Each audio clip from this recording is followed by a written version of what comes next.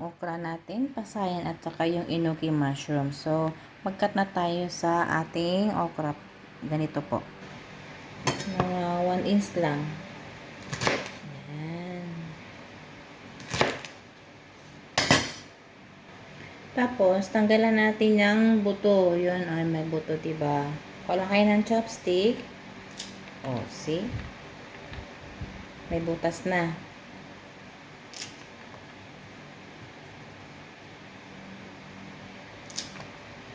Para lang naglalaro ang pagluluto, diba? Toy. See? Tapos itong enoki mushroom, ipasok natin dito sa butas ng okra. Ito. Pasok natin. So, ganyan na yung kalabasan. Dibali art-art lang din sa pagkain, diba?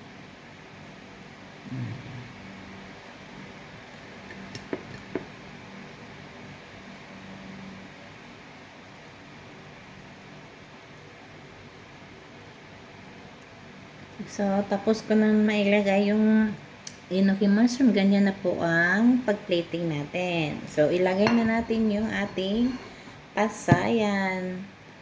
Ito po, naginayat natin sa gitna. Maglagay na tayo ng kunting asin at saka kunting paminta. Kunti lang. Tapos, mag-spray tayo ng kunting oil.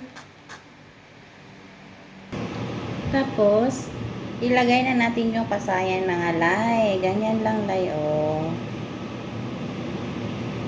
Ayan.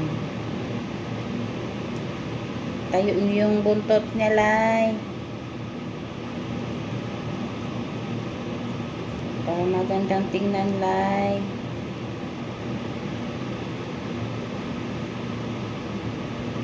Patayuin lang ang buntot lay. Ang ikog balay.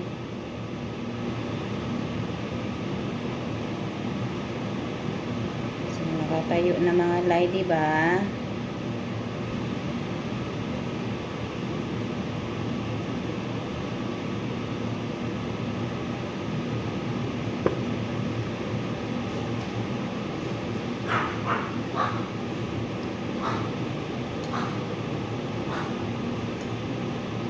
So, ayan na. Steam lang natin to ng 6 minutes mamaya. So, maggawa muna ako ng sauce. Ang sauce natin mga lay is XO. XO sauce. Sa Chinese ito. Sesame oil. Oyster sauce.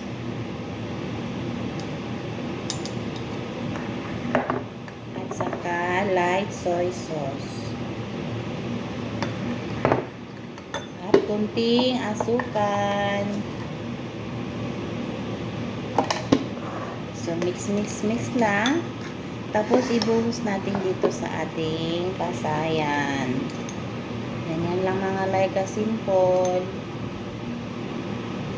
Tapos, mamaya i-steam natin. 5 to 6 minutes lang. So, okay na to. Ganyan lang.